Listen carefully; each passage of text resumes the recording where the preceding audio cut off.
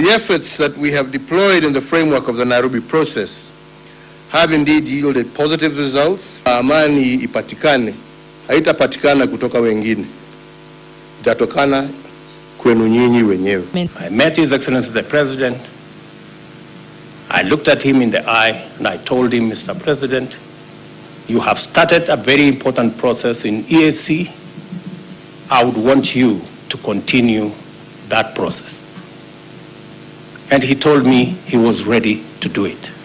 Kenya has been, remains, and always will be a loyal and dependable partner.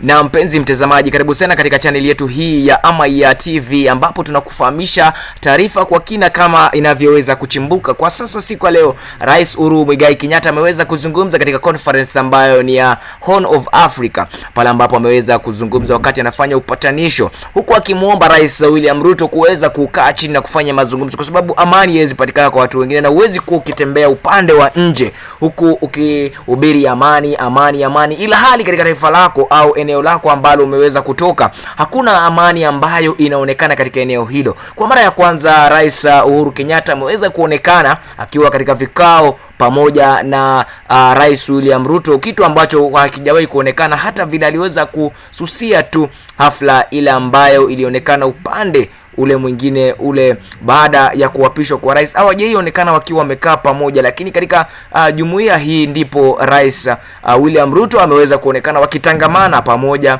yeye na huyu jamaa ambaye tunamuita kwa jina lingine ambaye ni Uhuru Muigai Kenyatta. Ni swala ambalo Wakenya wengi wanazungumza, na haya ameweza kuzungumza tu baada ya maandamano. Tulikuwa tunaona watu wanamshtumu Uhuru Kenyatta wakisema kwamba, hasa mrengo wa Kenya Kwanza wakisema kwamba Kenya Kwanza ndio au Uhuru ndiyo ambaye anafadhili maandamano haya ambayo yanaongozwa na Raila Amolo Odinga. Ni swala ambalo tulikuwa tunalivutia au tunaliangalia kwa kasi au kwa ukaribu mno, ili tuweze kutathmini kweli, je, Uhuru Muigai Kenyatta anaweza kuwa na mambo kama ile? Kwa sababu ukiangalia katika taifa, Uhuru Muigai Kenyatta amekuwa akionekana akiwa kwa umbali, akiwa hafanyi mambo ya kuhusiana na siasa, na yeye mwenyewe aliamua kwenda nyumbani na kutulia ili kuweza kutathmini kisa ambacho kitaweza kutendeka tu baada yake kuweza kuretire na kwenda nyumbani yake, retire ya amani. Hili ni swala ambalo tutakuwa tunalifuatilia kwa kina kabisa, na tunaona kwamba maandamano yaliweza kutendeka kwa kisa kirefu.